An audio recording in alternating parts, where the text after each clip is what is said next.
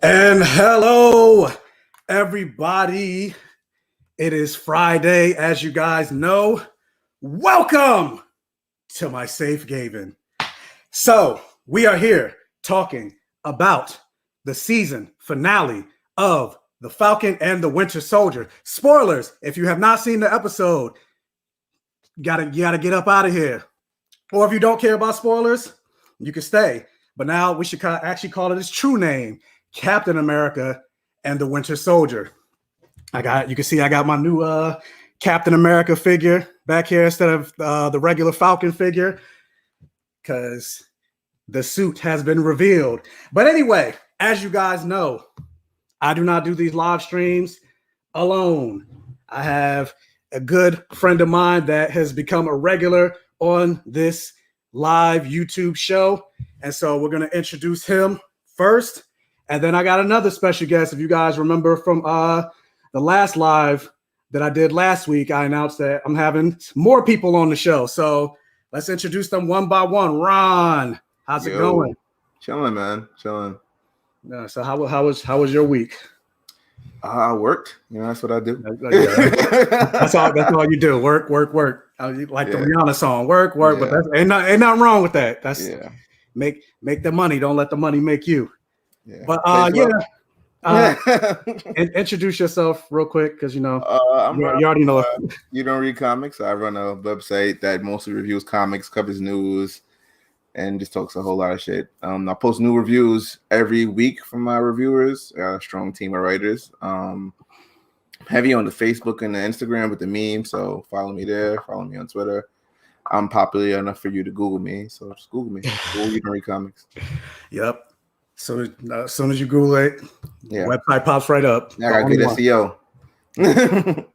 And another special guest we got going on. If you guys were watching me during Lovecraft Country, my very first live, actually, I did for the season finale of Lovecraft Country. And so he was my first co-host guest at the time. You know, I always appreciate this brother. He's always looking out for, you know, Black indie comic creators. He's always doing interviews with them. Like, his interview style is great. I love watching his interviews and the questions that he asked. I actually got interviewed on his channel one time. So check out his channel. But yeah, we're going to bring down James, Grandmaster FAQs to the show. What's going on, people? Hey.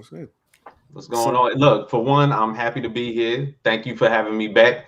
This is actually my first time being introduced to Ron. Yeah. So I know we've actually had chats back and forth. So this is actually like our first introduction, and I'm happy to be on the show once again. talking about this shit right here. So yeah, look at that. Falcon and Winter Soldiers bringing more Black people together like an actual cookout. Let me introduce you to my cousin Andre. I think you're Hank. Yeah.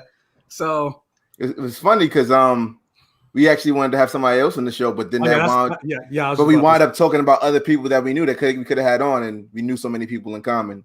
It's cool. Yep. Yeah, and I didn't realize that. Like, I'm like, damn, we got how many people like mutuals? I'm like, how don't I know this person? Because you're Black. And they Black. Yeah, but you know they think all Black people know each other. No. But with that, so yeah, like I was saying last week, guys, I wanted to have Fantastic Frankie on the show, but she outside. Yeah, she outside living her best life. Yeah, that's how you glowing in her melanin.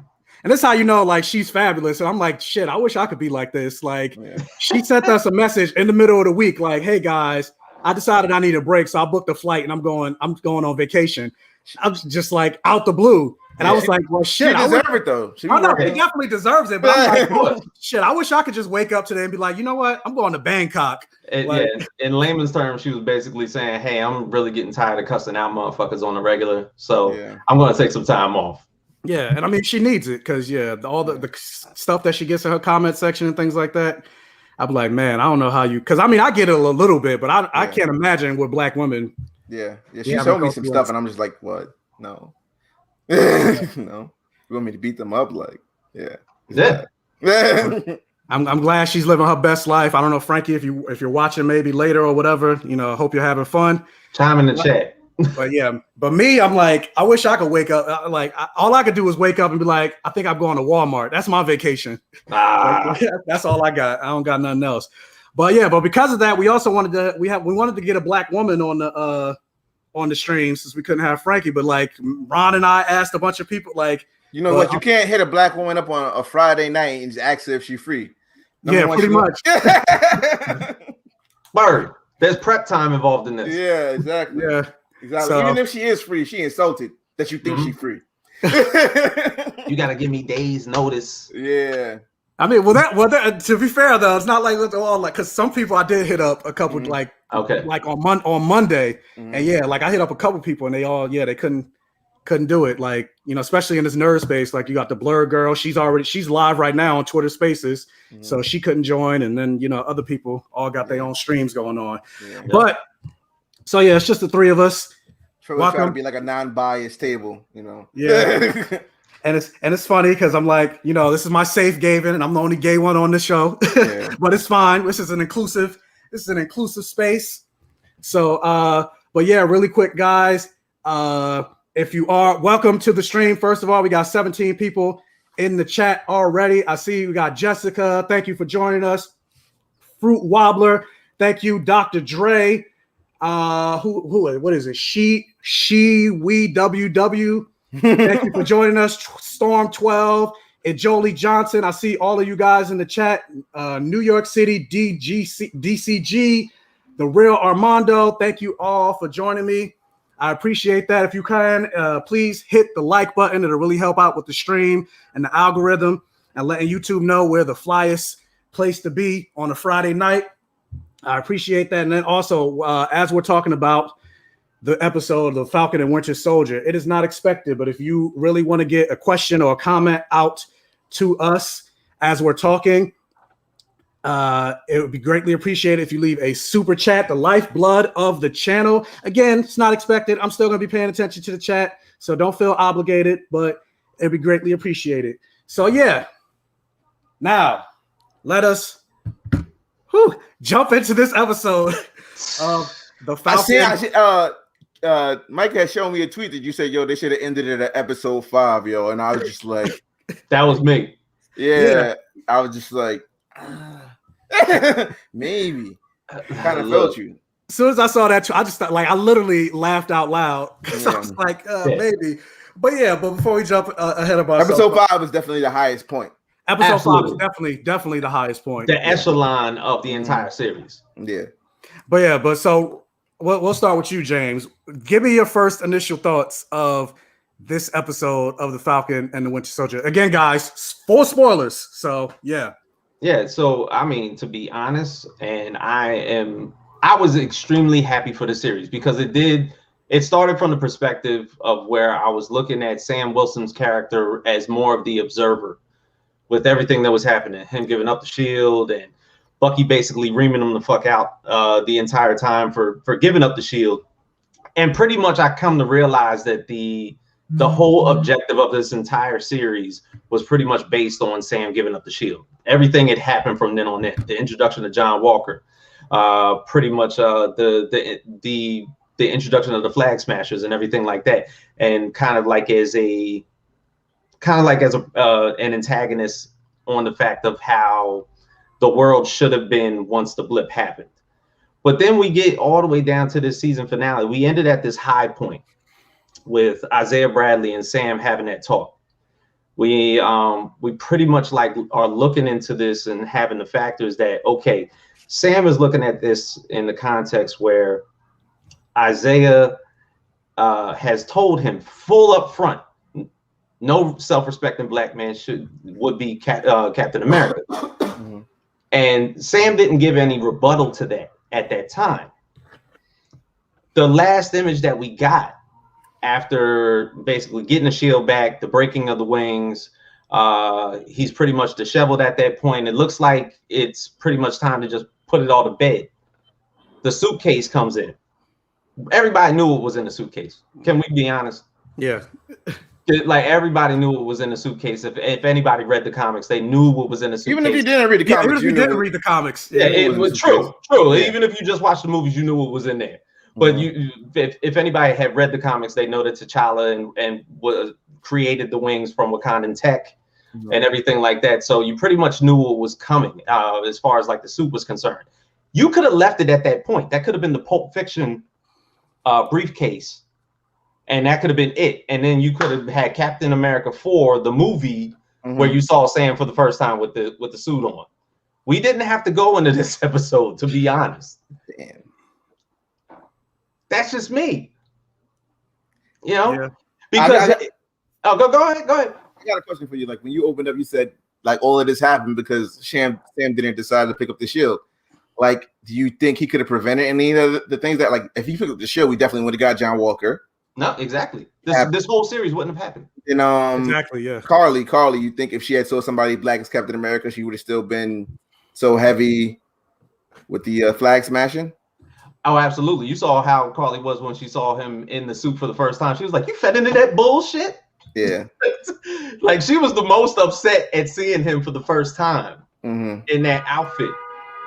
And I thought that his introduction in that suit was lackluster. True.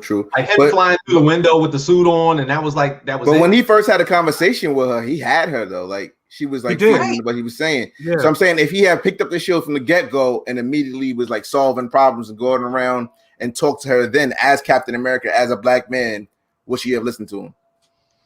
Possibly, because she knows what comes behind the character of Captain America.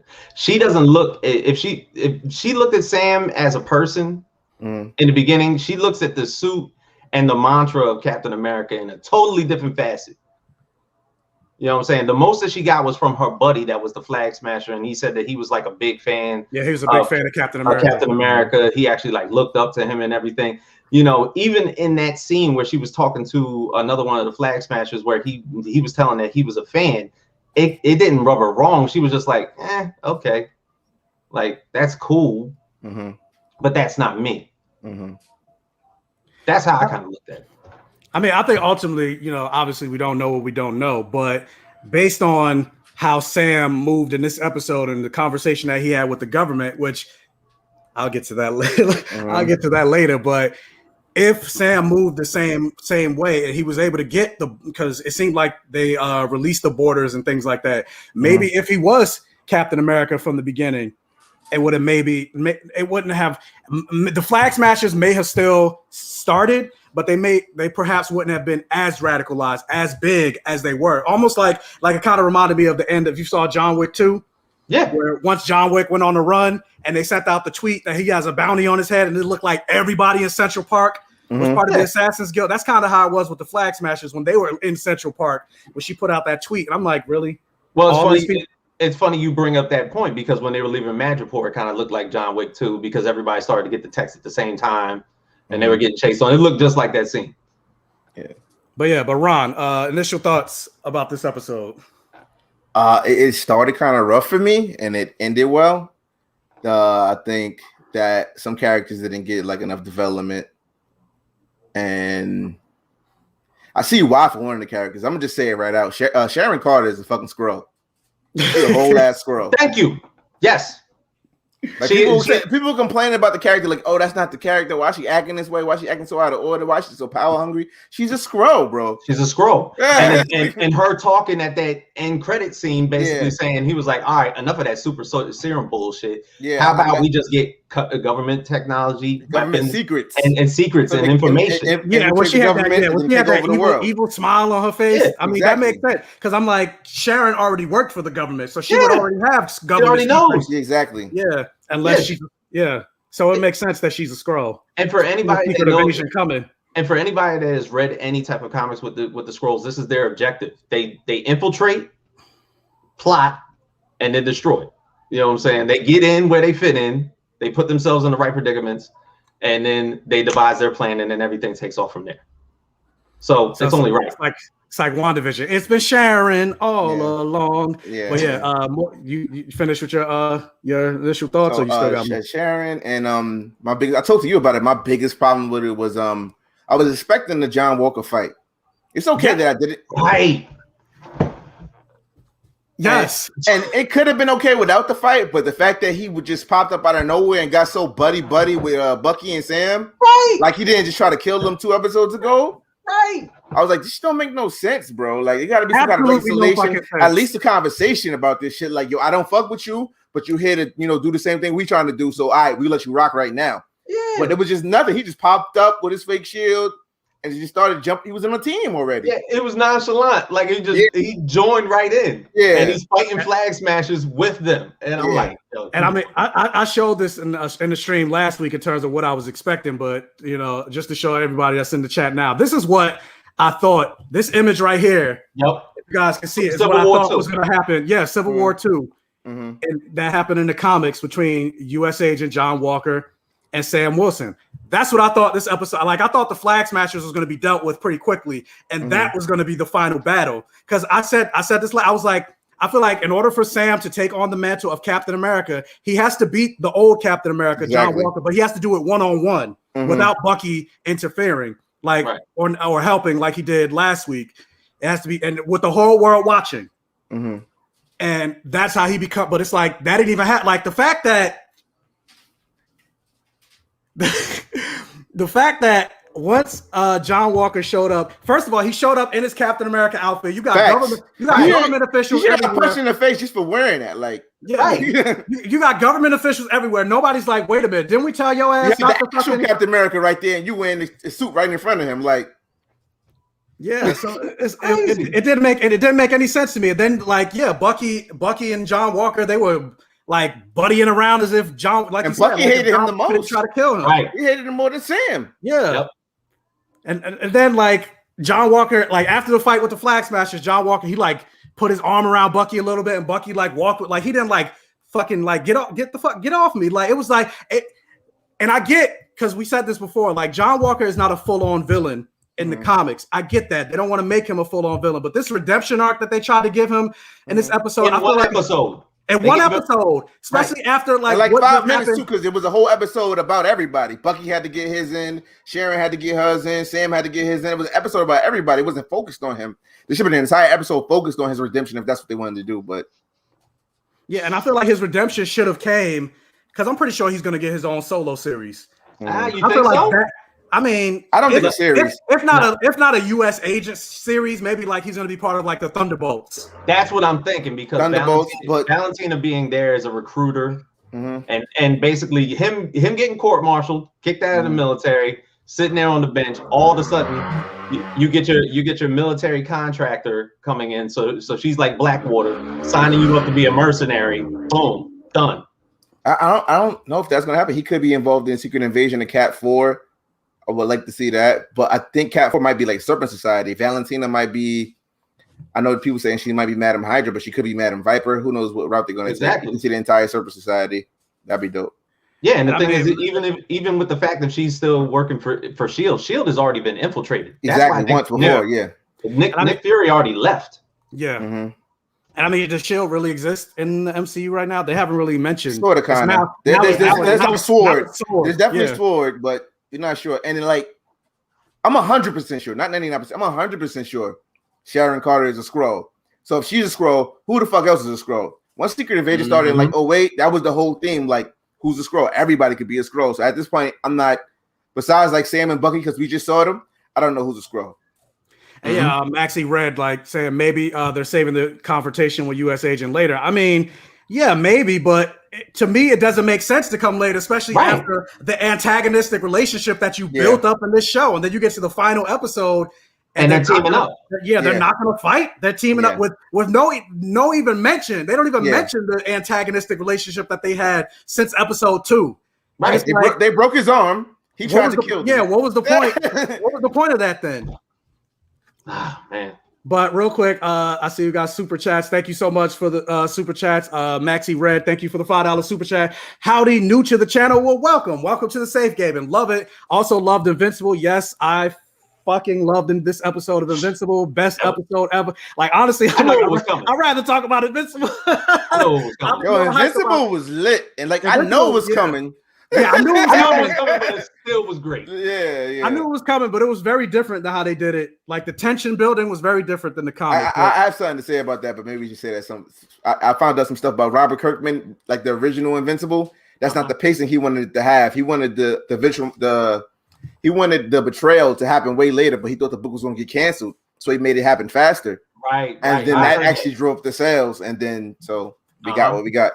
Okay. Well, yeah, I guess rectifying that with the show. Yeah. But then they're also giving it 8 episodes. But I think that's partly because they got, you see the voice cast they got. That's where most of the money's going. Exactly. But also, Mr. I love the 90s. I do too. 90s had best music and everything like that. Love the name. Thank you for the $10 super chat and love that Prince icon. Thought the finale was a bit goofy but cathartic. I thought it was all over. Sam been goofy this whole show. Yeah.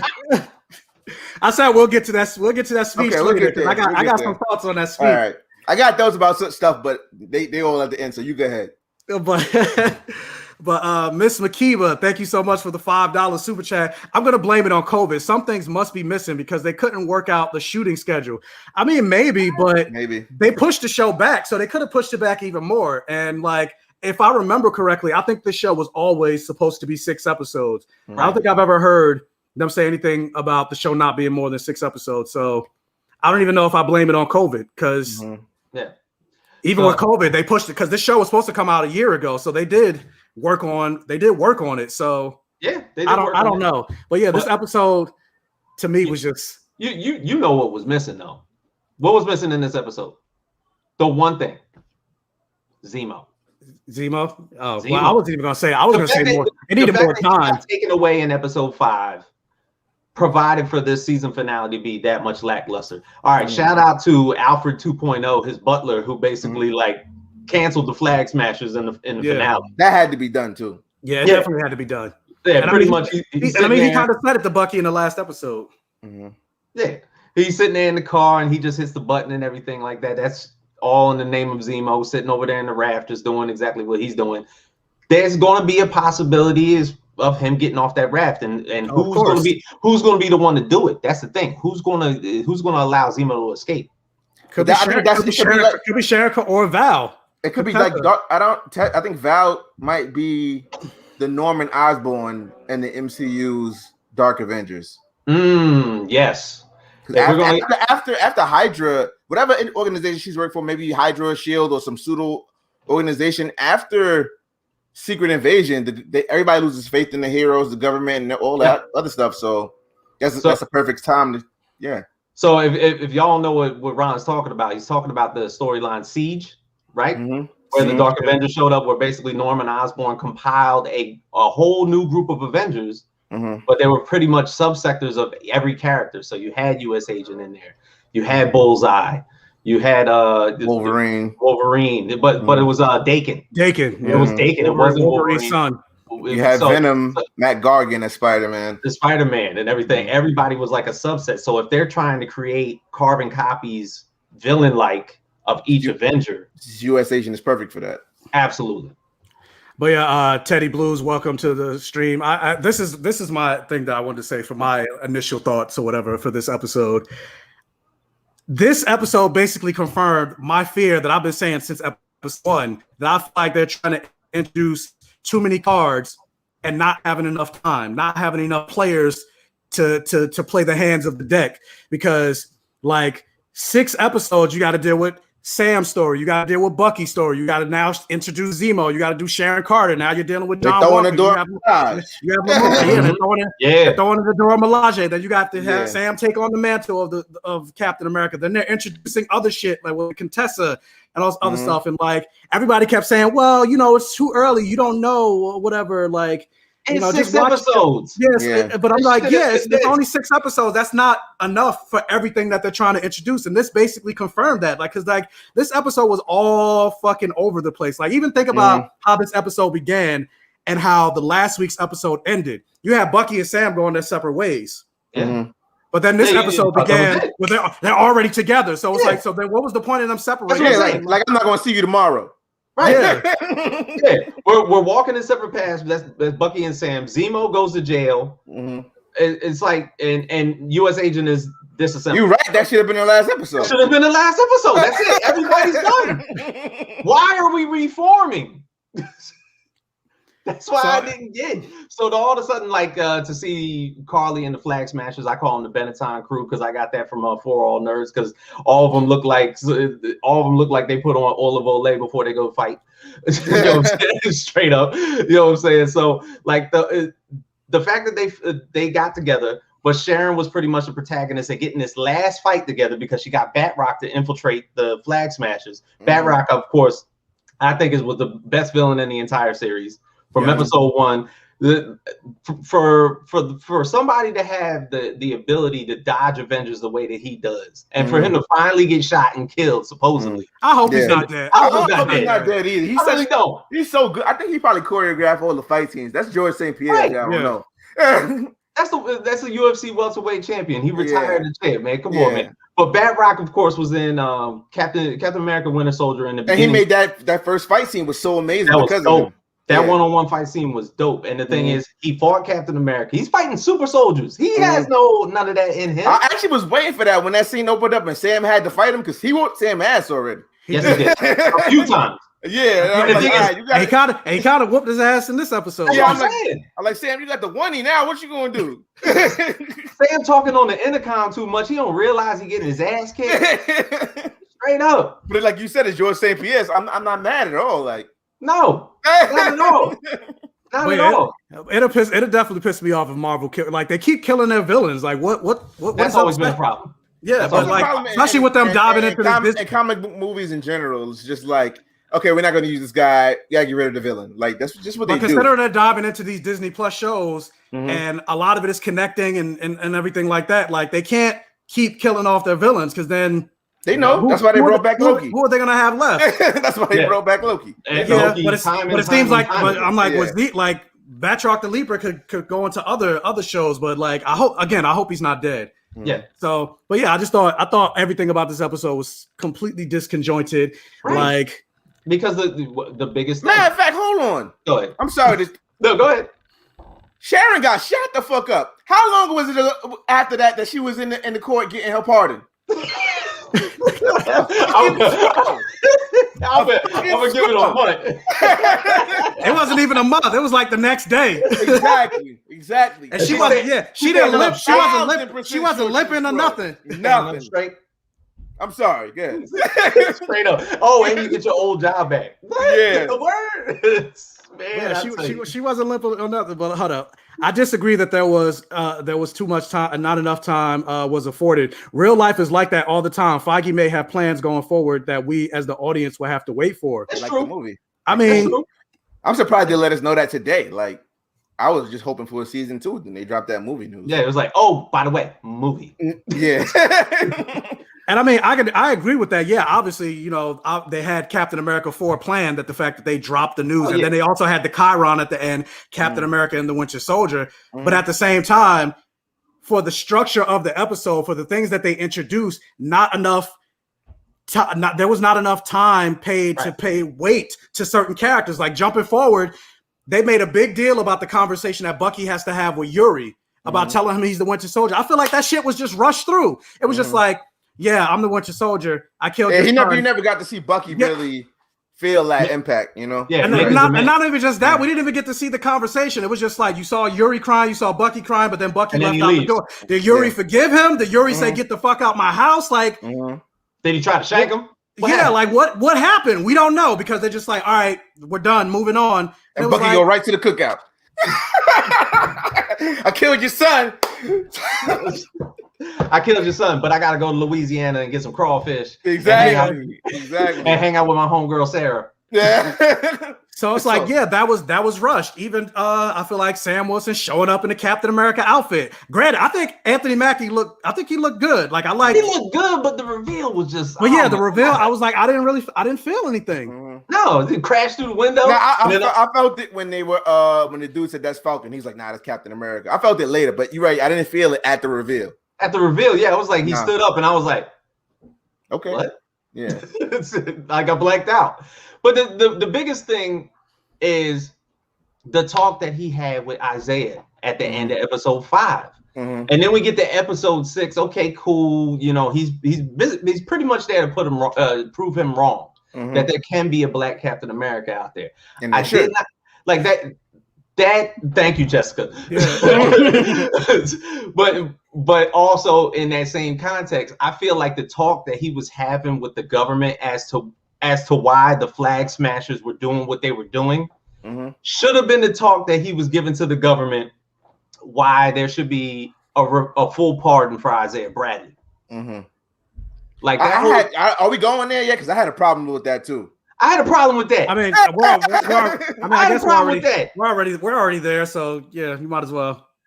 Yeah, what the talk with the government or the talk with Isaiah? The whole thing with Isaiah Bradley at the end. I know people are happy that he got the museum thing or whatever, but Isaiah was part of an entire unit. Yes, this should be a fucking memorial. It was only just him. Yeah, exactly. He's talking about the people he died. All of them should get pardoned in their death. All of them should be mentioned. All those names should be mentioned. Say their names. All that good stuff. Like all that stuff should be mentioned. He's actually like it's Black history. I don't know if you guys know that. He's part of the Harlem Hellfighters, Company 369. I mean, he mentioned the Red Tails. Yeah, exactly. Like it's real Black history, and like that stuff should be in like a museum, especially then. I remember like the first episode I told to you. The second episode I told to James about it. I mean, Mike about it, and I was like, hopefully at the end there'll be something like kind of how the Watchmen was with that museum, and it's like, yeah, history was fucked up, and we did this and we did that, and it was like kind of like an apology, you know. The way the museum was set up, and it would have like a big grand thing like that for them, but it wasn't enough for me. Yeah, and the thing is, within the past year, all the news around statues, I'm not too big on statues. So like I was figuring that there was going to be Sam having his, not the Iron Man on the podium talking and telling everybody he's Iron Man, not T'Challa talking to the United Nations that Wakanda was going to open up their borders, but Sam basically talking to the Senate within an open commission panel, telling them about the Super Soldier program and why it was fucked up in the first place. Exactly. And where the fuck is Rhodey? Right. Yeah, and I was expecting, considering he showed up in the first episode, questioning why didn't Sam take on the mantle. Now Sam has the mantle. You would think they would bring that back and have him, you know. Right. Does Rhodey know about fucking Isaiah Bradley? Yeah, probably. In the military probably not. too. Exactly. That's a big deal to him too. Everybody should have came in the suit, like basically in that last episode. Yeah, there should have been like a full on commemoration unveiling, not just let me come here real quick. We put the statue right here and all the way in the back where nobody can see it. Oh yeah, did you see that part? He looked like he took him to the green room and shit. Exactly. Check back here. We're going in this corner down this aisle.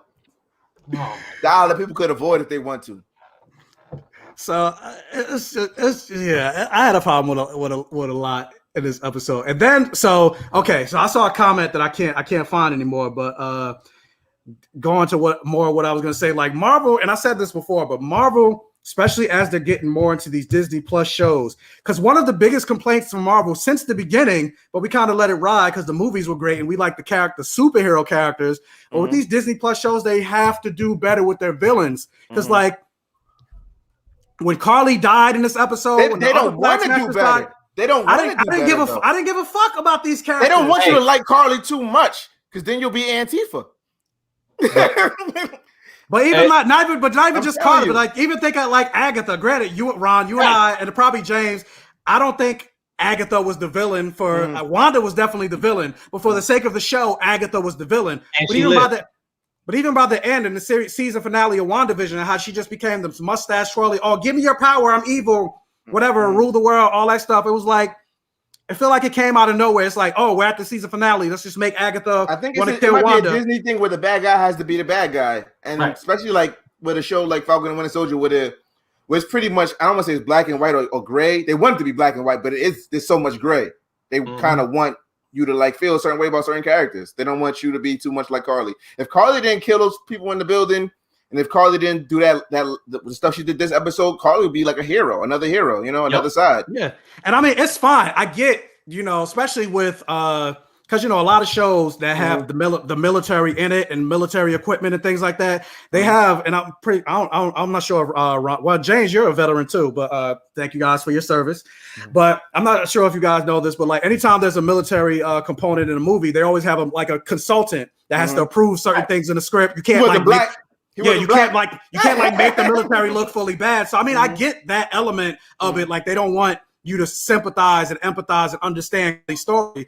That's fine. If you're gonna do that, like I mentioned before, at least give us a flashback episode to see like how she became, at least start off with like how she became a villain and then go to her full villainy, have her kill people and things like that, have her do the full twist. I wanted the same thing for Isaiah. I wanted a full flashback episode. Exactly. Hopefully we get that in the movie. In action. Yeah, you know I mean, Nate Moore, the executive producer, said that there's more to come with Isaiah. So we'll see. Maybe because I mean they did announce Captain America 4. So So he's just gonna play mentor to Sam Wilson from now on. He's just gonna be sitting at his house in Baltimore and Sam just it gotta be flashbacks. Even though I love Carl Lumbly, they gotta be flashbacks. They gotta be a whole. There could be a miniseries about it. I mean, give me 4 episodes. I would hope so. Oh, absolutely. Yeah, I'll take a whole red, white, and black anthology miniseries. Yeah, with Sebastian Stan guest starring. Because I want to get his ass. I want to see that fight. Yeah, when he's like, I took your arm. I would love to see that. But going even more with that, like I wish we would have got a flashback episode with Carly and the Flag. Because imagine like all this stuff about the conversation with like, oh, Mama Danya and her crying over Mama Danya. It's like we don't know what that character is. Who are you? Like, why should I care? I don't give a fuck. Was that in there and got cut, or did they just say let's just throw a character out there? They just have a funeral scene for some chick that she does. Yeah, to make it sad. Yeah, right. Because I'm like, even think about like in Infinity War. Granted, nobody's like on Thanos. I mean, well, no, there are some people that like Thanos is right, but like the reason we like Thanos so much is because most of the movie followed his character. Right, Infinity War is a Thanos movie. Infinity War is a Thanos movie. Right, it's his point of view through the entire series. Whereas Avengers Endgame is not. Yeah, so imagine if we got an entire flashback episode with Carly and the Flash. Because even think about episode 4, episode 5, where Carly and Sam had that conversation, and people were like, "Oh, I kind of feel more for Carly," but then in the very next episode, they just like erased all of it. Exactly. Yeah. And I'm expected to feel what, especially considering this entire episode was about the flag smashes, like. So I basically gotten the connotation that you pretty much have to do like a Men in Black mind swipe after every episode in order for this series to even be somewhat great. Because like I said, I love the show all the way up to episode 5, and it was like the 8th season of Game of Thrones. Yeah, like that's exactly how I killed it for me. That's exactly how I feel. It's not that bad. It's not that bad. But that's how I felt because I was like every single episode. I loved this show. Like I know there were some people that didn't like the 3rd episode. I liked the 3rd episode. There were some people that were complaining about the police scene, saying, "Oh, they thought it was forced and they thought it was unnecessary." I felt the exact opposite. Like every single episode. Then you get to episode 5, I was like, "Oh fuck!" Like I cannot. Like that was the best episode. I'm like, I can't wait till we get to the finale because it's gonna be great. And then like. Part of me, like, I should have known what the writing was going to be on the wall. Because remember, Ron, last week we said, or you said that it would be great if, because last week's episode was called Truth, if this week's episode was called Red, White, and Black. Because, the comic, Truth, Red, White, and Black, where they introduce Isaiah Bradley. But then when you start this episode and it was called One World, One People, I was bullshit. Like, yeah, exactly. So that reaction was the reaction I had the entire episode. I said, what is this bullshit? Same thing. That's the first thing I did. I went to go look at the title and see if I was right. And I was like, oh, fuck out of here. That's like I did. I was like, ooh, let me stop. I wonder if Ron is right. Because I'm tweeted immediately. Then I was like, for real. And even in the continuation factor, I mean, I guess they haven't done it with a lot of the Young Avengers, whether it was Cassie Lang or anything like that. But nothing as far as Eli Bradley. As far as like any type of manual passing or any even inclination. All you have to do is tease it. That's what me and That's what I'm saying. Like have him just pick up the shield or something. Yeah. And like pull it out of the like they could just say that he was a super soldier this whole time, and they didn't want to, now that they pardoned, his grandfather, maybe he could come out, as a super soldier, Right. Yeah, and I thought it was trash that they didn't have the Elijah Bradley. Like I thought the whole the whole conversation when where Sam was talking about how he could possibly die or whatever during the scene, and he'd have been like, well, my nephew here or my grandson, he's a super soldier. He could he can help you out. That's what I'm saying. Because like in WandaVision, we got Speed and Wiccan throughout like what? 6-7 episodes. Yeah, it teased the fuck even out the finale. Yeah. They were even a part of the fight. So I was thinking like there was gonna be a scene where it was like really fucked up, and then Eli was just gonna come out of nowhere. That never happened, and I was looking for it. Because I was gonna say this was the one they showed him the most in this episode, right? And this is the most he spoke and had the most line. And I actually like that line. It was funny when Sam showed up and he kind of like slammed the door. He was like, "You need some respect." I mean, I was like, it seems like they will have a good like little antagonistic relationship, you know, that I would like to see, but they didn't really. Yeah, you know, they talk about teasing stuff. They didn't even tease. He keeps fucking with him, calling him Black Falcon. He don't call him Captain America. Yeah, which I thought was funny. So yeah, and then the old brother at the end when they was all clapping for him and everything. That's the Black Falcon. I'm like, oh shit. But even that moment, I mean, I know Ron, you said you liked it, but it was like, well, that's that's Captain America. I was like, really? Yeah. Cheesy. Yeah, it was cheesy. It was definitely cheesy. It was definitely cheesy. Like I wanted to like feel all like the level of emotion I felt in episode 5. I was expecting to feel that in this episode. And yeah, same thing here. Like why Sam getting his ass And it's true. Granted, you know, you talked about Batroc and being an actual stunt performer, and even in the comic, like Sam can't really put his hands on, but like, yeah, this is supposed to be his coming out story as Captain America. Like he shouldn't have got his ass beat as bad. He could beat regular people up. Nobody regular is beating his ass. It's just super soldiers and Batroc and George St. Pierre. That's it. That's what he's fighting people with super soldier serum. He agrees not to take it, so this is how he fights. He's going to look like something. And that helped part of his speech at the end of the episode when he was like, I don't have superpowers, I'm just like you. And that's why he couldn't take the serum. And it makes it better, you know? It makes the story better. The only time where I seen him fight somebody with like OP abilities is when he kicked the shit out of Proxima Midnight in Infinity War. That's the only time I seen him like really get his shit off against somebody with OP strength. Yeah. And I was like, oh damn, Sam over here coming to the rescue, and these people from another planet? Come on.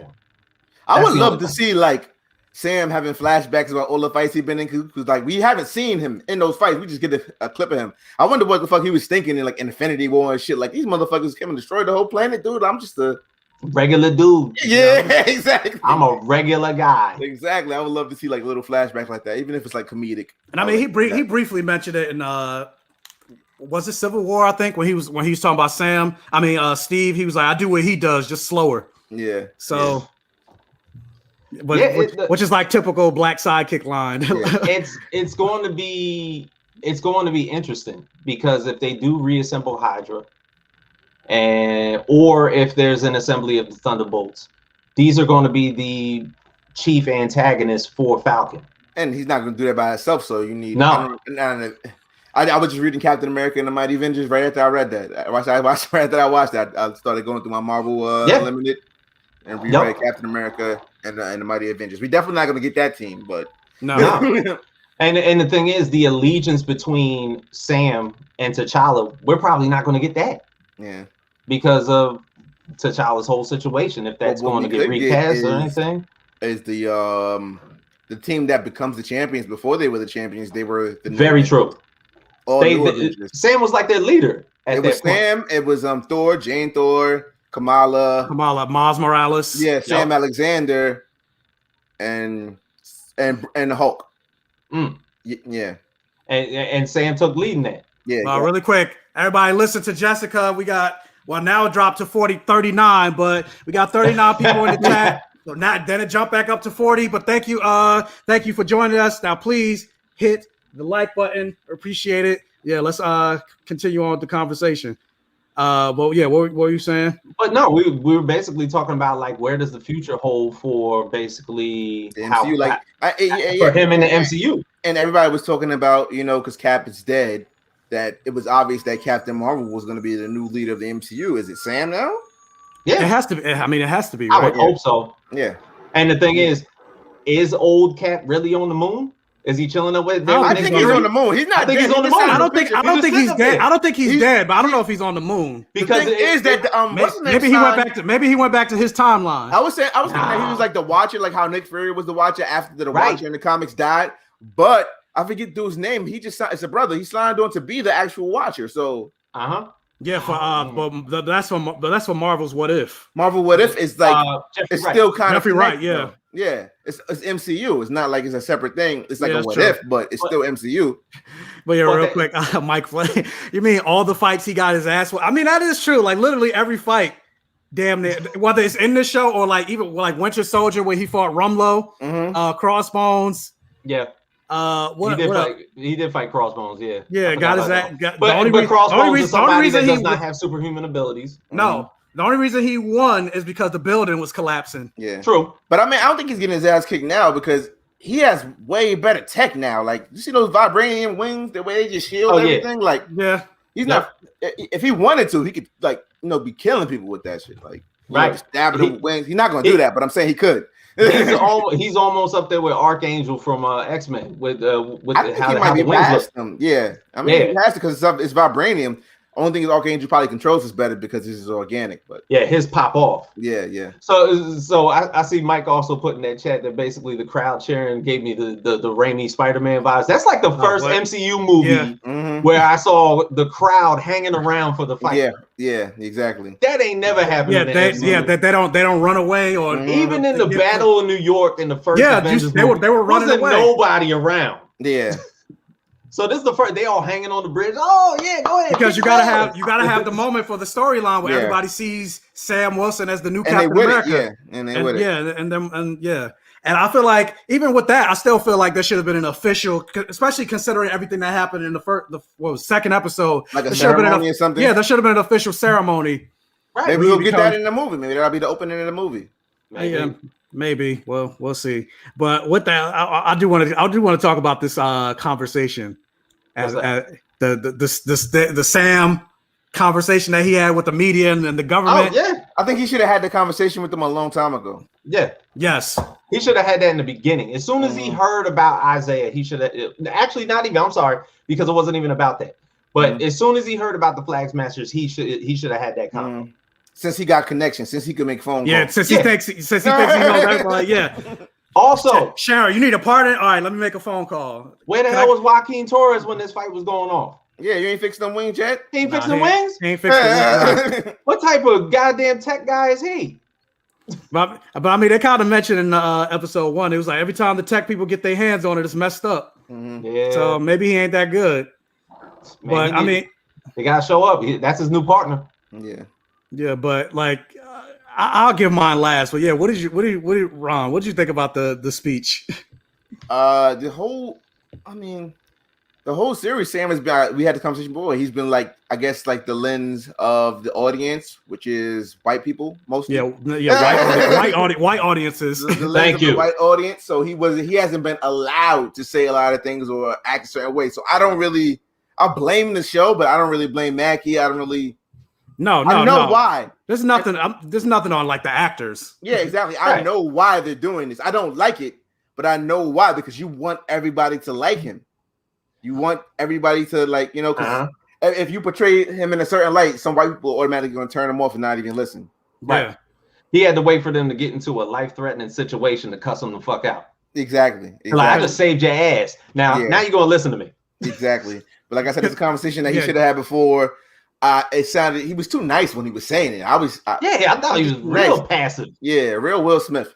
You gotta pull the Fox News version, the sanitized version of MLK that they try to do every single year for Martin Luther King, without actually realize, like, no, Dr. King was a radical. He was a socialist, and they killed him. So it's like it wasn't all kumbaya, hugs and kisses. And then James Baldwin always, like, the quote is, to be Negro and to be socially conscious in this country is to forever be enraged. Yeah, you can't have Sam be that way, because you can't see white audiences to be like, oh, you can't have an angry black man on TV.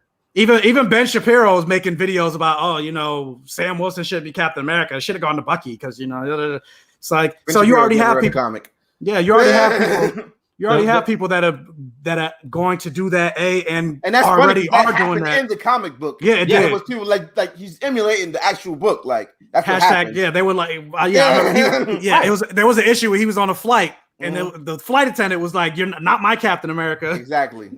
You're imitating the book. You're imitating art. But I feel like, they didn't go far enough with it. But Jane, go. Yeah. Were you done, Ron? Like I said, he should have been a lot more angry, and I feel that he had the right to make way more demands after, stopping catastrophe.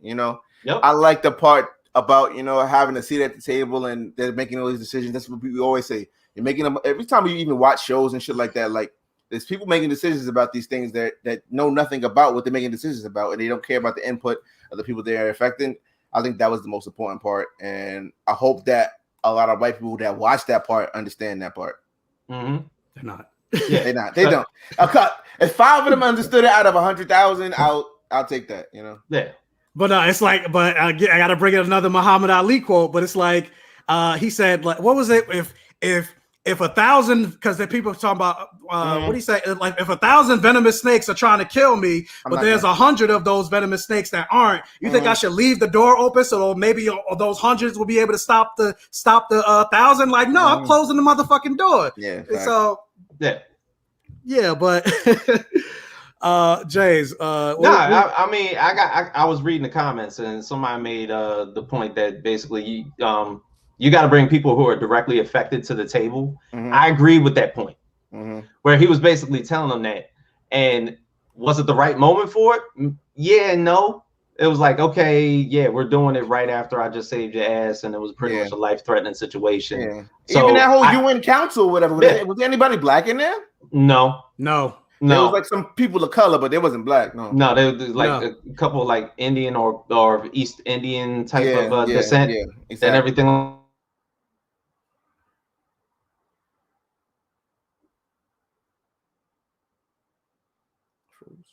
What was we blacked out for a second. Well, they basically gave rebuttals to what he was saying, and I'm like, you don't rebuttal. I mean, you're not in a position right now. I was like, yo, black men not allowed to do that. So black people.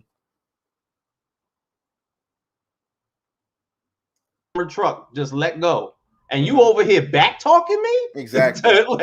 Exactly. It's like when you have a conversation with them, we have to be so timid. Like, sir, I don't think it's right that you treat us this way, and it's not the way. But when they have an issue, it's like they can go full Karen. Yeah, which I felt like did not make sense. What happened to Mike? Oh no, it's like he froze up. Yeah, but pretty much like I saw that as like it was an opportunity for him to start talking to those people there, and the fact that, hey man, I don't know what just happened. It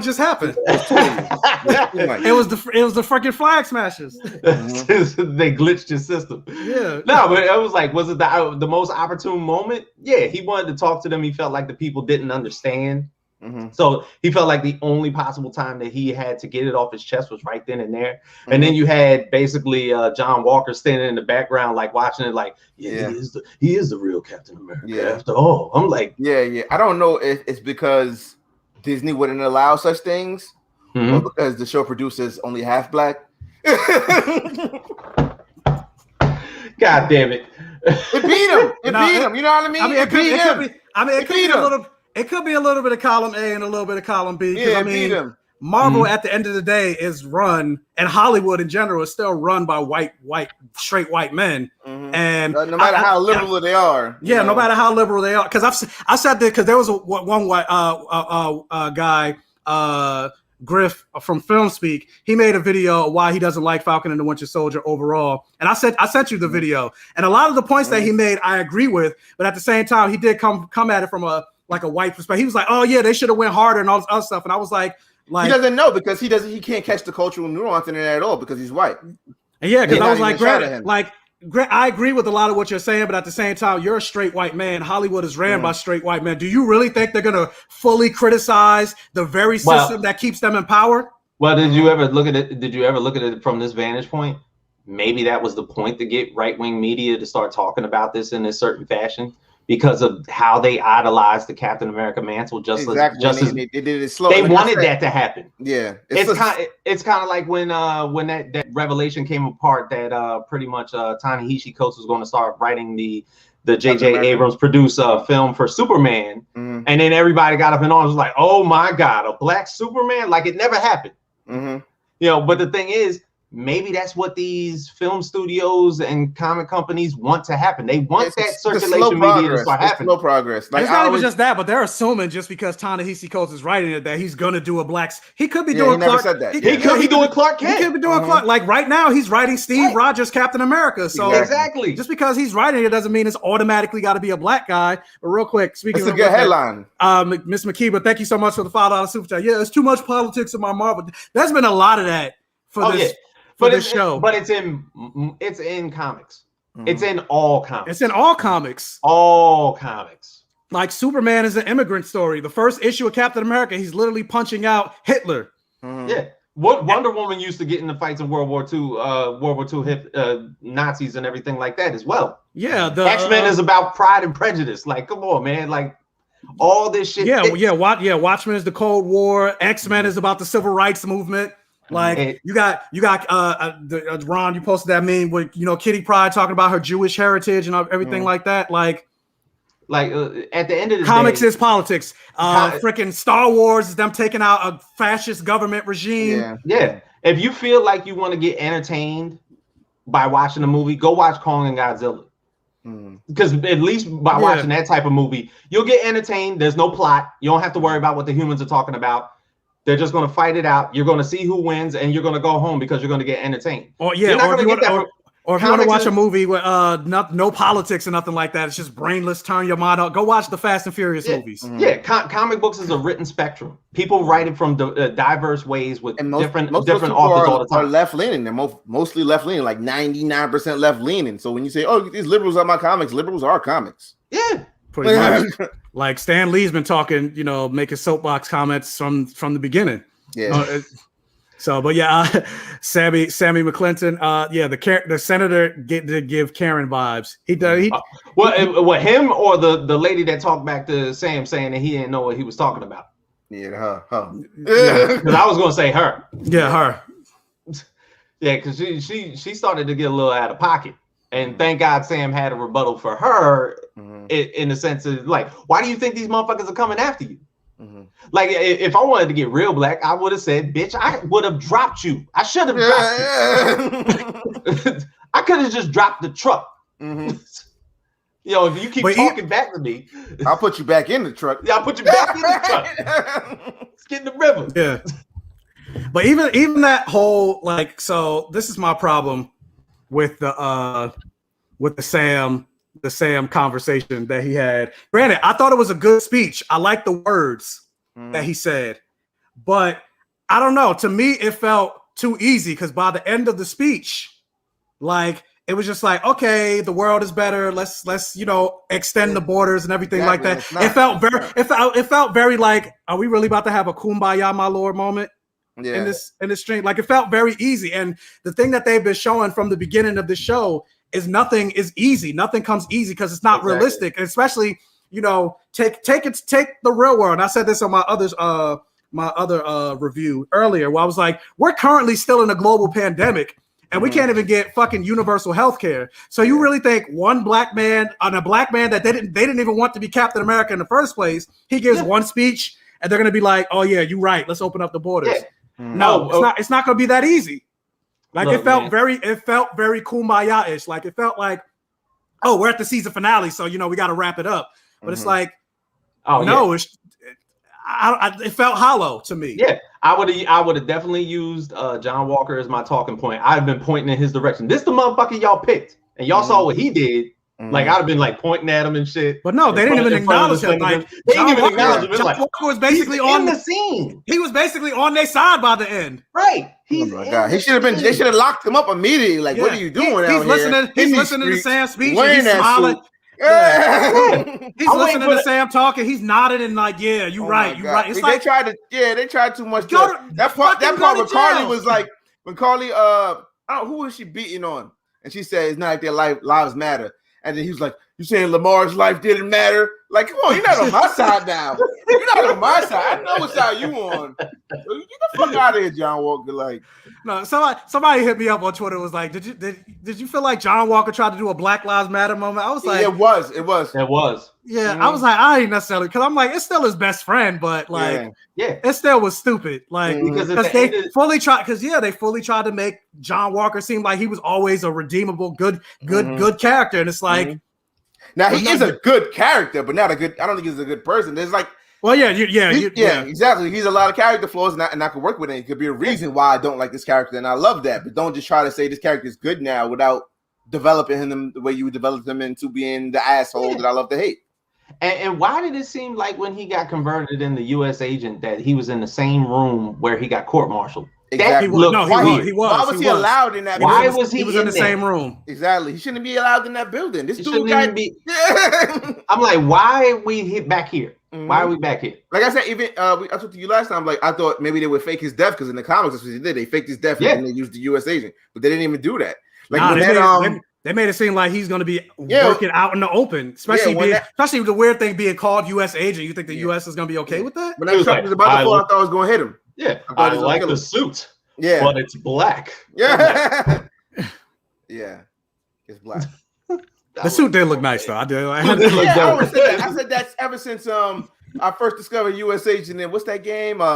Marvel versus Street Fighter. Oh, okay. Costume for Captain America, and I was like, oh, that black suit is fire.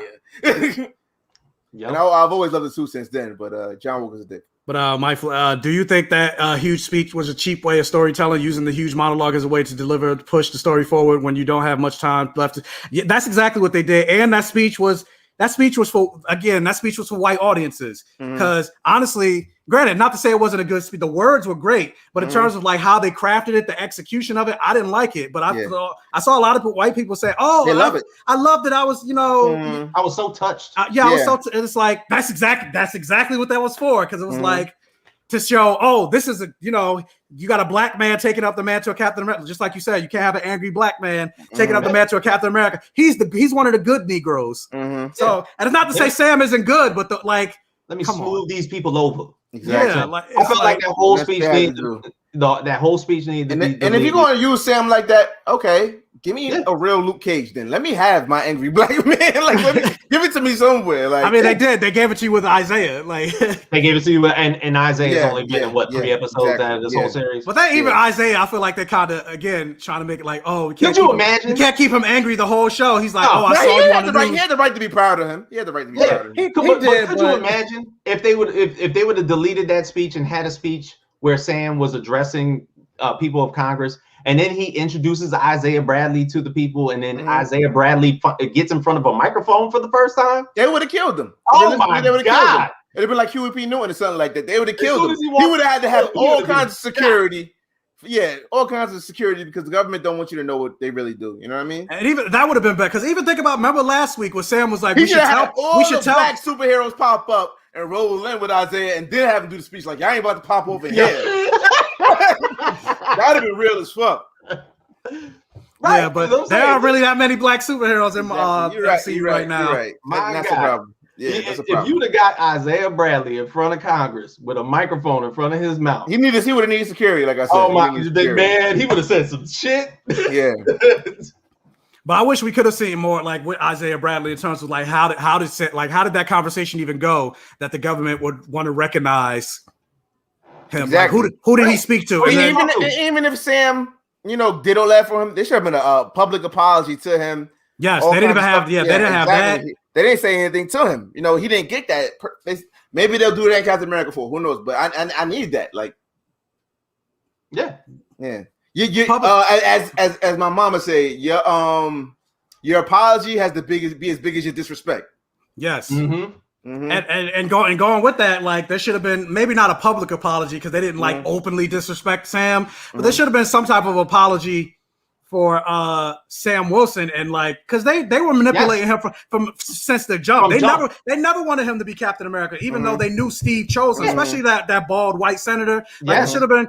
You're doing the right thing. I don't know if there's any white people in the stream, but like take note, white people. Like the thing that Bucky did in episode 5, where he acknowledged where he fucked up and he apologized to Sam, he didn't get all up in his feelings. He didn't get into his white fragility. Yeah, he was just like, it's something that Steve and I, the ramifications of a black Captain America is something we didn't consider. Like, and I'm sorry.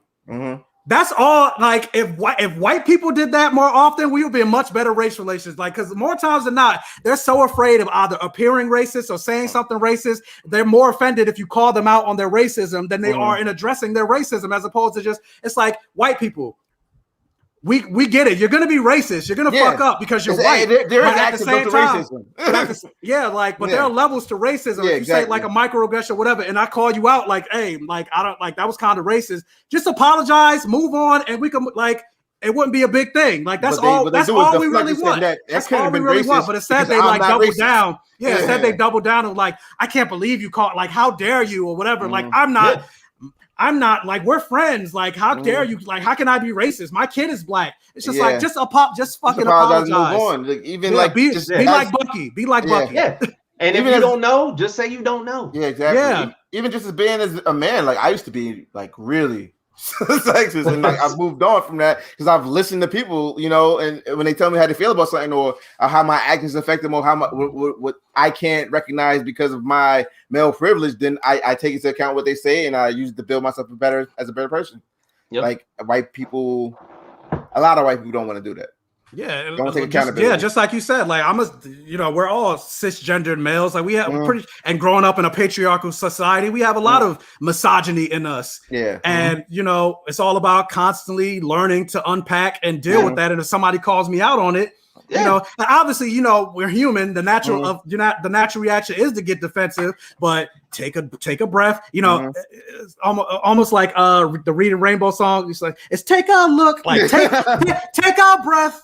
and listen and open up and do better. Gotta do better. And that's what I want. That's what I wanted for this episode. Like, I wanted the people to acknowledge that they fucked up and have a bigger moment for Sam to come out. That's why I'm like, it felt lackluster to me, because it's just like, all right, I'm Captain America, but it's like, you could have did that from the beginning. Yeah. Which means that this episode could have been deleted. It could have been Thanos. Could have been Thanos style. Only 5 episodes of Falcon and the Winter Soldier. So what else? There was something else for this episode. Sharon. I'm like John. Sharon. Why am I drawing a blank? Sharon at the end. Yeah, Sharon. That's another thing that was lackluster. Like, of course, Sharon being the. It wasn't though. I thought that too, and I was like, you know what? It all makes sense. She's a Skrull. But I'm not even talking about her story arc, because I mean, I'm interested to see where that goes. And then even if whether Sharon's a Skrull or not, like, she is. Don't test me. No, I mean, you said the same thing about Red, White, and Black, and that ended up not being. No. She's definitely a Skrull. I mean, the thing is, but regardless of whether she's a Skrull, but I'm just saying, what I was saying is, I'm still excited to see, because I'm like, there needs to be more female villains, like, and especially like iconic female villains and even iconic Black villains. Like, there's no iconic Black villains on the level of Lex Luthor, Darth Vader, Hans Gruber. Same with female villains. I want there to be. So if Sharon is a villain, Skrull or not, like, I'm here for it. I'm excited about it, because I like seeing more female villains. All we got was Bushmaster. Bushmaster was good. I like Bushmaster. Love Bushmaster. Yeah. I like, but wait, Mike, you ain't shit for this comment. I'm not racist. God. My black lab is black. That's them though. That's them. That's them. That's what they be doing. I'm not racist. My son is black, but then you get to the biracial son, they be like, no, my mother is racist. Yeah, they said that she said some racist stuff, and it's like, and that's the thing of like racism. Like, they get comment on the internet, like some white woman said, I thought me being half white would protect my son. I thought he wouldn't be affected as other black kids are. Like, no, black is black. Yeah, black is black. Yeah. So like, it's not going to protect you, even no matter where. What segment of the world you are held? As black people, there's certain parts of the country that we can't even go to. There's sundown towns that still exist. It's not the 50s, 60s, whatever. No, they still exist today.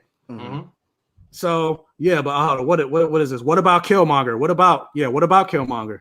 I'm not. Yeah, what are you? Oh, it's a black it's villain. it's It's a black villain. It's a black. He was great, but yeah, he's dead. He was great. Yeah. But yeah, he's dead. So. Yeah. And he was only like in the one movie, but like I'm saying, like Joker is like constantly recurrent, Doctor Doom. But yeah, in the comics, you got Killmonger, you got Black Mariah. I mean, not really, but I think they should bring Regent out. Regent is a really good black villain. I don't know. But he's in like an Elseworld. Yeah. No, Spider-Man Renew Your Vows. He came to 616. No, he didn't come to 616. He came to the cartoon. But did he come to 616? He did, and he kidnapped Miles. Well, he wasn't 616. You see that comment that just came in? If Sharon is really a Skrull, I was just about to open. Yeah, if Sharon really is a Skrull, what the hell? One dead or two locked up somewhere? Yeah, she could be. She could be still in Madripoor. Yeah, maybe Shang-Chi's gonna get her out. I doubt it. Hey man, look, how you gonna have an Indonesian town in your setting for this entire series and there's no Asian people? Mm-hmm. Shang-Chi has to revisit this shit. Yeah. I mean, I don't know about that, but yeah, now be a Skrull. It's Skrulls now. I'm just whatever show. We already saw at the end of next. I'm like, yo, they Skrulls. No matter what MCU, Spider-Man, Loki's next. Skrulls. Yeah, Loki's next. Everybody gonna be a Skrull. Spider-Man come out. One division all over again. Mephisto. That's how they gonna explain that Peter Parker is not Spider-Man. They're gonna say it was a Skrull. It's the new Mephisto. Everybody, Mephisto. Everybody's a Skrull. Everybody's a Skrull now. It's over. I mean, yeah. We got Black Man. He didn't get enough burn. I love Black Man too. I love dude that plays him. Yeah, but he didn't get enough burn. But this is the thing when you bring conversations to like that up, and we do have what's the name coming. They have Kane casted as a black dude too, so that should be great. Yeah, Kane, Jonathan Majors, a huge villain. So, but this is the thing when you bring conversations like that up and suck. I'm not like calling you out, but it's like reminding me like when you bring up issues and saying like, or like in my angle, you know, with the intersectionality, talking about, oh, there's not enough gay superheroes in comics or whatever. People are quick to be like, well, what about this person? What about? It's like, yes, I know that character exists, but they're like the only ones. Yeah. Like if I say there are no gay black superheroes, they'd be like, well, what about Prodigy? Yeah, he's the only one. Yeah, you name. What about Prodigy? Like, what about like? What about Storm? Yeah, you name it the one.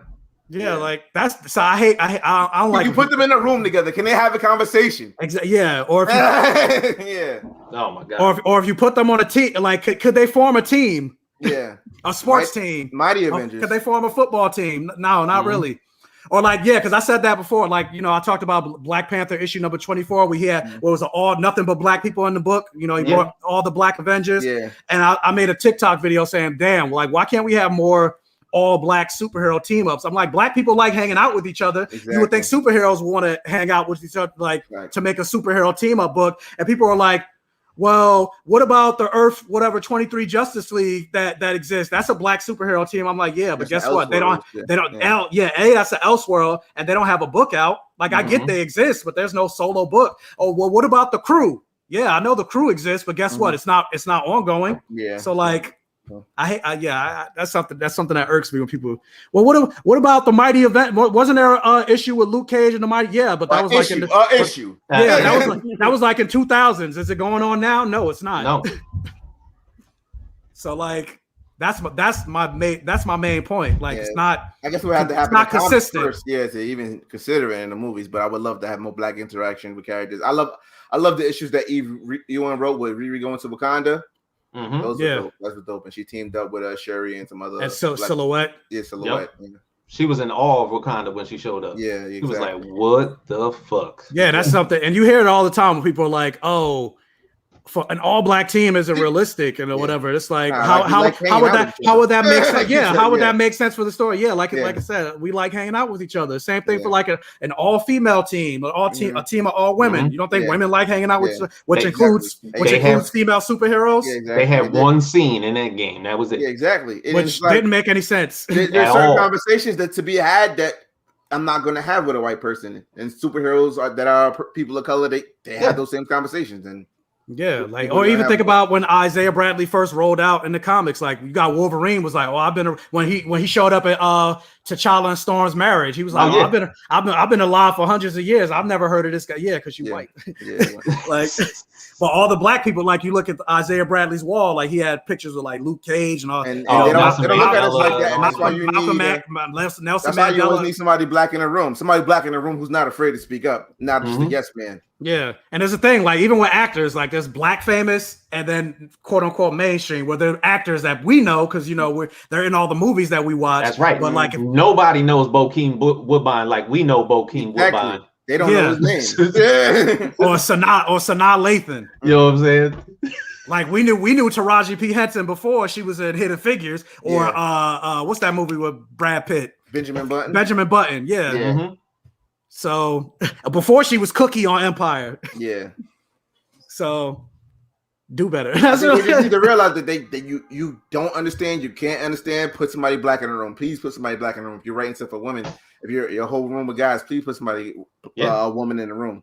And that's why Watchmen worked so well, because Damon Lindelof was the showrunner. He was the main runner, but a lot of the people that he had in the room, most of the people that he had in the room were black. Yep. Specifically, there were a lot of black women in the writer's room. And that's something that even in comics, like you take Storm as an example. I don't think there's ever been a black woman that's written Storm in comics. I think there's been a black man on Storm, but not a black woman. Yeah, but not a black woman. No, Eric Jerome Dickey wrote that Storm and Black Panther book. Which, I mean, even sometimes when you get black men on, like, because I think it was we talked about this when Reginald Hudlin made that comic panel where he had the Thing grab Storm's hair and pick her up. That was trash. But I mean, we're going off topic. I mean, ultimately, I don't think I have. I don't think that's off topic. I think that's the point of the show. You're right. Yeah, you're right. Especially with the conversation that Sam was having, like, having us in the room. So I mean, I appreciated the speech. I just felt like the circumstances around the speech just felt hollow to me. And I wonder how much change can Sam affect? Like how much, in a grand scheme, is Captain America 4 going to be about Black Captain America, or like issues or whatever, or is it just going to be a superhero film? No, I think for a movie, it's gonna be she's gonna be a superhero film. They're not gonna touch. They're probably not even gonna touch on it, or maybe they touch on it like lightly, like they'll sprinkle a little bit of pixie dust on it. But that's what I'm thinking. If they're gonna choose not my Captain America, but as hard as they did in the show, I don't think they're gonna. If they're gonna choose Isaiah as his mentor, that's gonna be where it's gonna derive from. So he's gonna have that info. But do you think that because it's a Black Captain America, that it'll do numbers like Black Panther? You think it will go in droves to support it like with that film? No. I mean, maybe. No. Maybe not on the level of Black Panther. No. Do you know how long people waited for T'Challa? Come on, man. Nobody was waiting for Sam. We've seen Sam. This was the introduction of T'Challa. We've seen Sam as Captain America already. Now we're going to put him in a film and hope that he can initially draw the same audience as the passion I have for Black Panther. Like I bought so many tickets. Like even when I didn't go, I bought mad tickets. Like I was just buying tickets. I went 3 times. I don't go to movies more than like maybe twice. I went 3 times to see Black Panther. It's crazy. Yeah, I think I went 4. I think I went 4 times. Yeah. And I showed up in a suit the first time. Come on now, what the fuck? I just had a Black Panther shirt. You know what I'm saying? I had a suit on. We was all suited and booted. This was like a night out. We was at the club. Yeah, I don't think Sam's gonna garner that much. He's gonna garner some, but not that much. That's what I'm saying. He's gonna garner some. I don't think it's gonna be maybe on the level, but I think people will still come. Because I mean, even think about because now this is only the second. Granted, we're getting a Black Panther 2, but in terms of another Black superhero getting their own movie, this is only going to be the second one. That some things are canon. Some things are canon. Doctor Strange needs to fix some things and bring Misty back to the MCU. Yeah. Because I mean, even think about this is I need some more Mystic back in my life. Because I mean, even in the Sam Wilson comic, she was a major force in the comic. But I was gonna say, even thinking about what Black superheroes and seeing how Marvel is even doing it better than DC, and we talked about problems with DC. Like they're already announcing another Black superheroes getting a movie. Captain America 4. DC has not enough. We're not getting. I don't really think it's DC at this point. I think it's Warner Brothers, and Warner Brothers needs to sell DC. They need to sell DC. The two shows with people of color that were the showrunners, whether it was Ava DuVernay with New Gods, and the gentleman that did Aquaman in the first place, the Asian guy. Mm-hmm. They canceled both those. James Wan. James Wan. They canceled both those. That's a Warner Brothers projects. That's a Warner Brothers thing. Yeah. And DC loves to do that. They'll give you all the we're developing this, we're developing this, we're developing this, we're developing this. I remember when and then they canceled like 3/4 of the. I remember when BVS first came out, or was it when Justice League? They were talking about we're gonna do a Cyborg movie too, and they put it on the screen. I just laughed my ass off. I was like, y'all niggas think y'all ever? I'm sorry, y'all niggas think y'all ever gonna see a Cyborg movie? ever? Ever? No, it's not gonna happen. It definitely ain't gonna happen now. No. It's not. It's definitely not gonna happen. It was never really gonna happen. It was like an appeasing thing. You know what I mean? But really quick, Michael McCullough, thank you so much for joining. Thank you so much for the $10 sticker super chat. I appreciate it.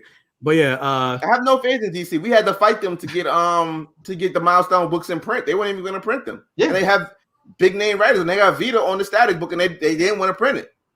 But like this, right? Like bring Brother Voodoo to the I think Brother Voodoo is coming, so I'm not even. I'm pretty sure. I hope so. Yeah, but that's they like we're getting. Rhodey's getting his own show. We're getting. I think Brother Voodoo's coming. I'm excited for that one.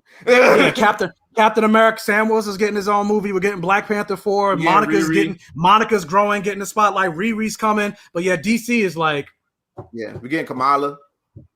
Yeah, Kamala, we're getting America Chavez is coming. Yeah, people complaining about I'm pretty sure we're gonna get a Sam Alexander. Yeah, Sam Alexander, Latino, Latino character.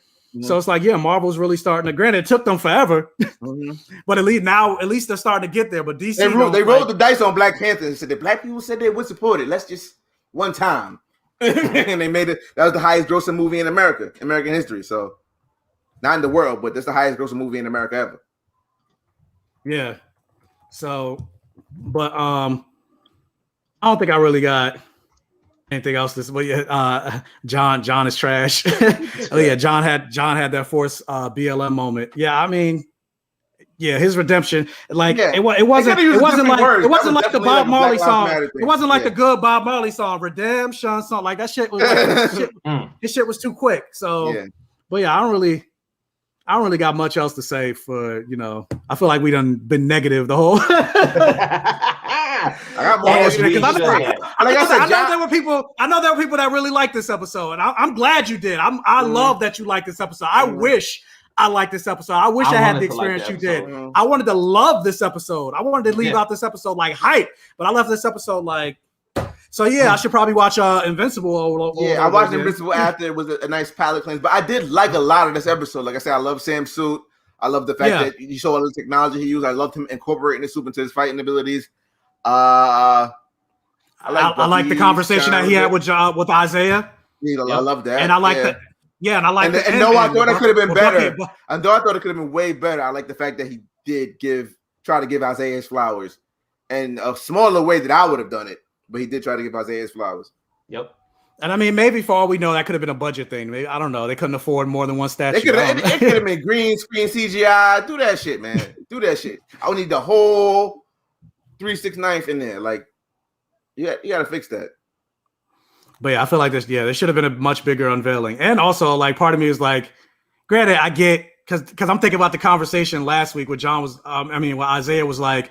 Nah, I don't want people to know. Like, then all of a sudden, it's like he let people know. He thought he was gonna get killed. But he thought people wouldn't know because he was gonna get killed. I'm pretty sure Sam had a part in there and told the people like, "You'll leave this man alone." Yep. He didn't want people to know because he thought they would kill him. If he could let black people know that story, he definitely wants that. I think that's another thing Sam should have did. It should have been a community thing. He think, where he from? Baltimore? Where were they from? Yeah, he should have had all the black people show up and like unveil. Exactly. It could have.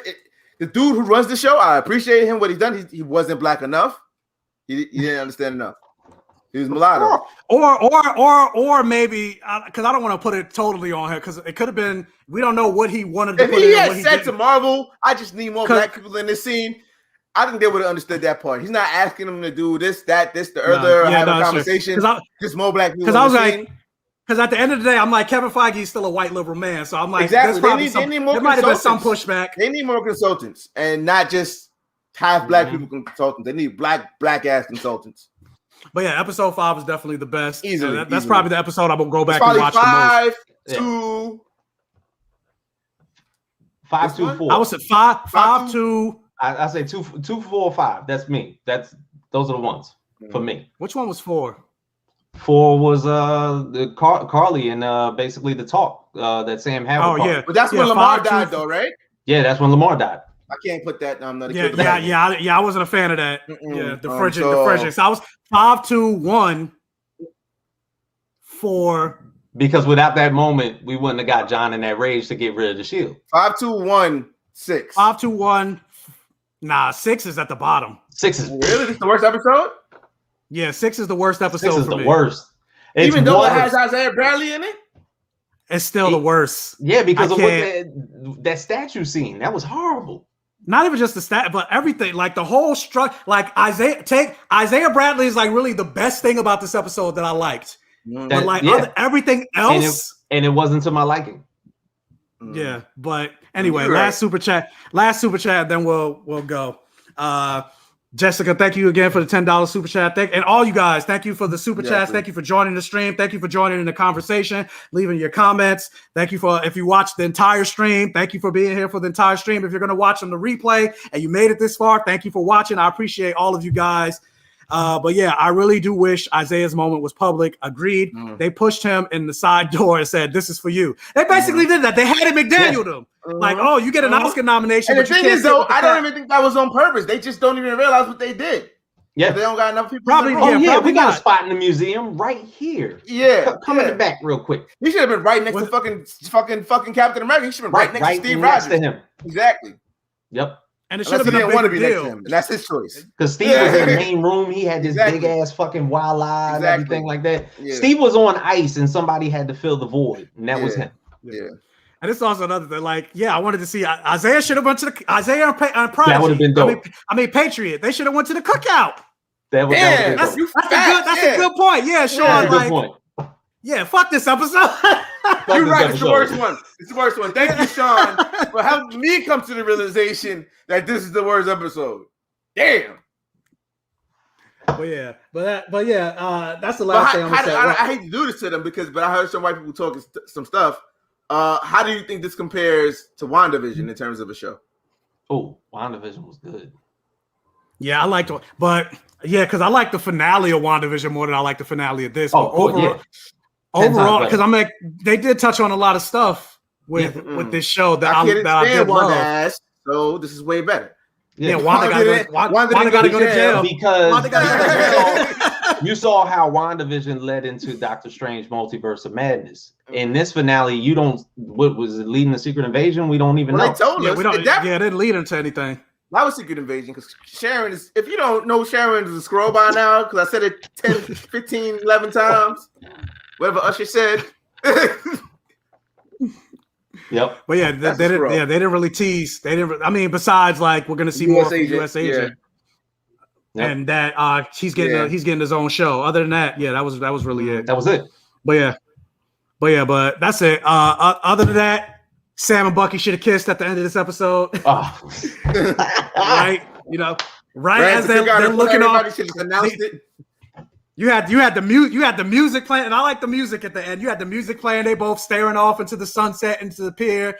Bucky walks up behind him. He gives him a smile. He kind of leans in on Sam a little bit, and then Sam pulls Bucky wanted a kiss, and then they walk away with the music playing. He put his arm around each other. I'm like, what song was playing? Was it a well-known song? Marvel are cowards, so they're not going to show it. But I know when that scene went to black. They went and started fucking. I know the deal.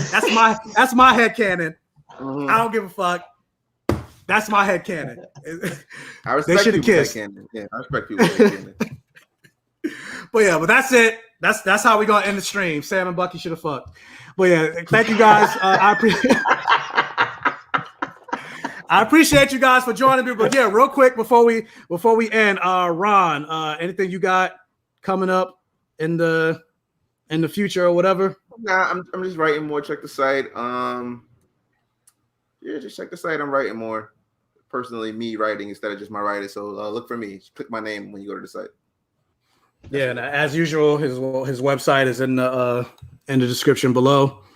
So yeah, check him out. And James, like any closing statements or whatever, things you got coming up, anything you want to plug, whatever. This your time. Next episode of the Facts Project probably be dropping on Saturday. It's an interview panel with the creators of the MF Doom webcomic that was just released. So it was a 6-page webcomic. There was a dedication to MF Doom and the life of MF Doom put in the comic form.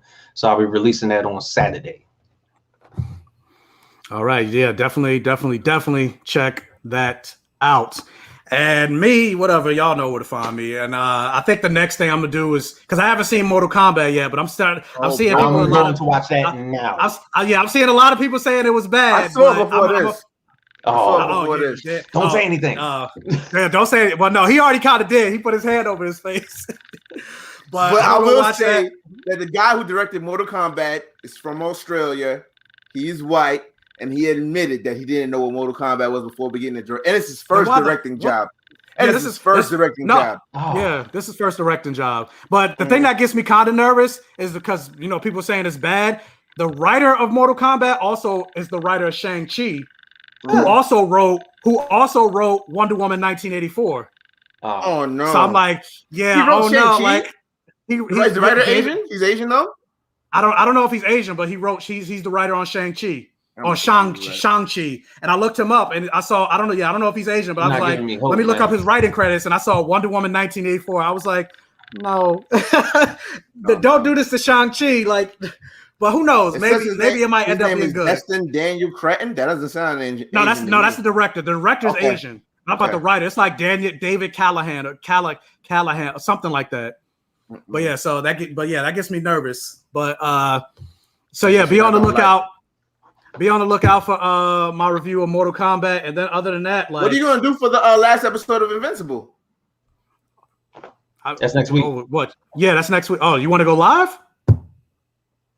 That's my jam. That's my show. That's my fucking okay. We can go live. We could go live and talk about the final episode of Invincible. You might have to come get me for that one. No, okay, so I guess so then, because I was like, because I'm thinking like, what are we gonna do after Invincible? Because there's nothing coming out until June. Yeah, until June. Yeah, Loki. So I guess figure that because a lot of people would hit me up asking me to review them. I'm not doing that. I'm not. Yeah, I can't. I know why. That's just gonna trigger me. Like I can't. Even when it comes to like, because I say all the time, like I like my shit to have blood, sex, gore, and magic, but that's fantasy. I get this is fantasy, but it's based in reality. Black trauma and all that. Yeah, Black Pain. I can't even do it. Like that's why I haven't even watched When They See Us on Netflix. But I guess you heard it here. So join us live next week.